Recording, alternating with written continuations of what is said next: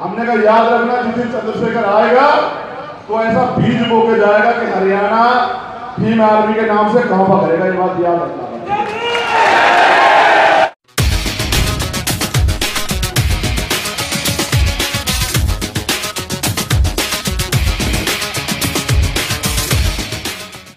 हमारी मूवमेंट बहुजन हिताय बहुजन सुखाय थी, जो तथागत बुद्ध ने दी थी, जो बाबा साहब ने दी थी, जो साहब काशीराम ने दी थी। अगर हम आजीवन लड़ेंगे तो बहुजन हिताय बहुजन सुखाय के लिए और बहुजन समाज को अधिकार दिलाने के लिए। सारे जन से ना मेरा कोई पहले आता था ना आगे आता होगा, मुझे फर्क नहीं पड़ता। मैं तैयार करूंगा इस साल में पूरे बहुजन समाज को सहन में।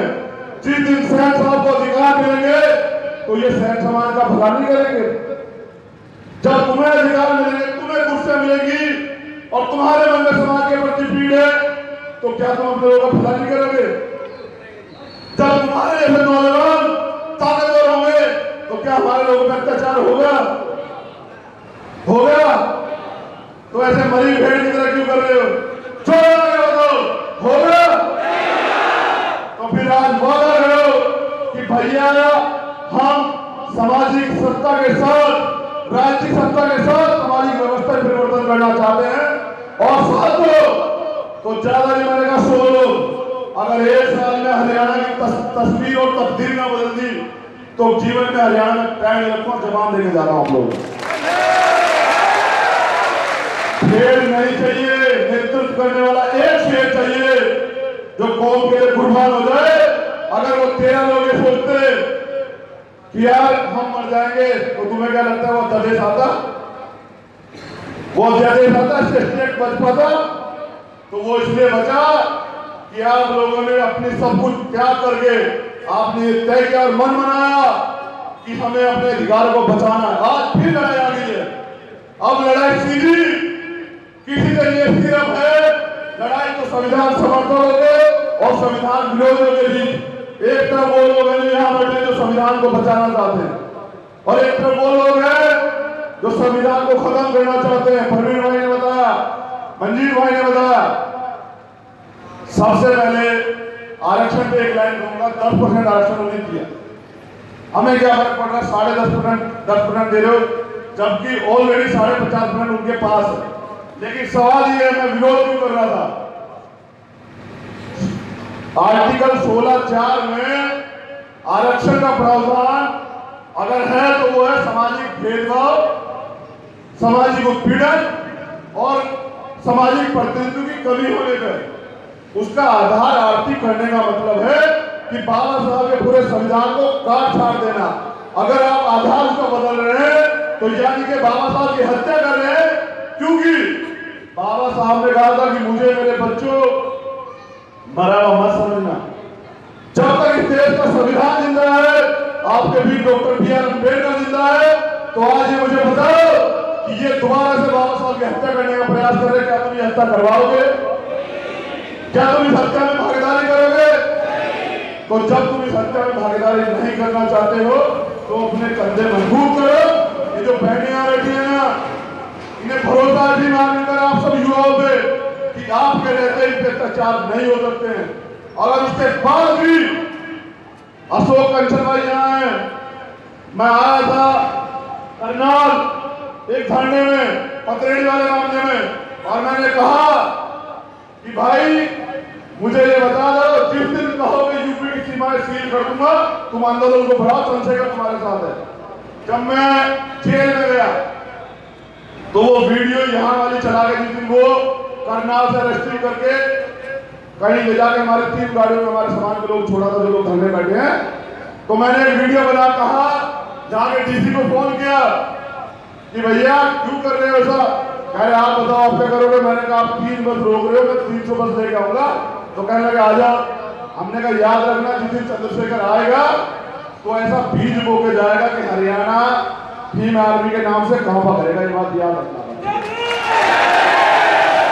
फिर मैं जेल चला गया तो वो मुकदमा आईटी एक्ट का फिर मेरे ऊपर जेल में लगा।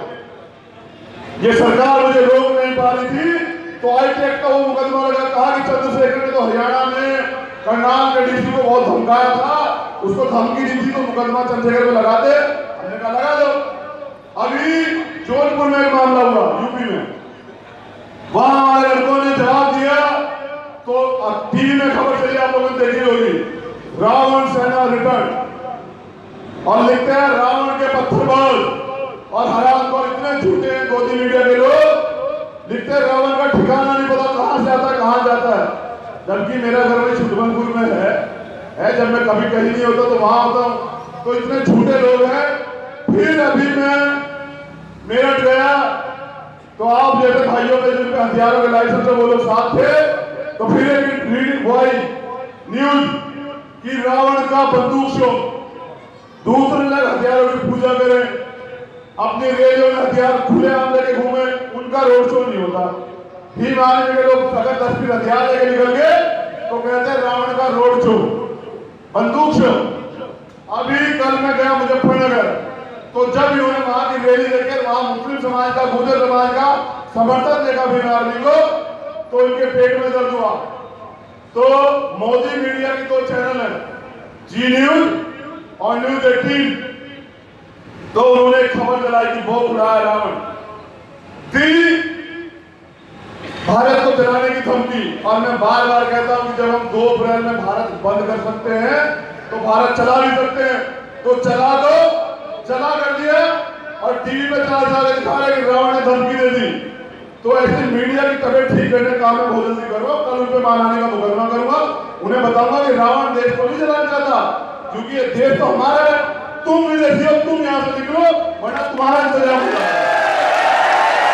तो इसलिए ऐसे क्रूशल समय में भी जहां सब लोग हमारे विरोध में खड़े हो, तो अगर मेरी कोई ताकत है वो मेरा समाज है। आप लोग प्रेम बना के रखना, मैं फिर आऊंगा आप लोगों के बीच, अपनी बात रखूंगा, लेकिन अगले महीने मार्च में तारीख तय करके। लेकिन जैसे मैंने कहा कि आज बीज बोने आया हूं, आज जो लोग यहाँ बैठे हैं वो प्रत्येक व्यक्ति 5 लोगों को जोड़ेगा, बीमार पे जोड़ेगा नहीं जोड़ेगा, हाल के बताओ। तो देखते हैं कि कैसे हमारा प्रोग्राम कमजोर पड़ जाए। और जैसा मैंने कहा, अगर तुम लोग कहीं से 10 लोग आए हो तो 10 रुपए दे देना एक करके, लेकिन पैसे दिए बगैर मत जाना। बिल्कुल बता रहा हूं, 10 रुपए 1 रुपए से फालतू चाहिए नहीं, लेकिन 1 रुपए इसलिए चाहिए कि जब अगली बार आऊंगा तो देखूंगा कितने लोग थे और आज कितने लोग हैं। तो फिर अगर मेरी बात किसी को कड़वी लगी हो, बुरी लगी हो, मुझे फर्क नहीं पड़ता। मैं कड़वा हूं, मैं दीन की तरह कड़वा हूं, लेकिन दवाई हूं। और कैसी दवाई? जो आने वाले समय में मनुवादियों का तो इलाज करेगी और तुम्हारे लिए व्यवस्था करेगी, तुम इस देश के शासक बन जाओ। तुम्हें अपनी ताकत को पहचानना पड़ेगा। फिर किसी मुलाकात होगी, मुझे आने में जरूर उसके लिए माफी चाहता हूँ। फिर आपसे मुलाकात होगी। जय भीम, जय भीम।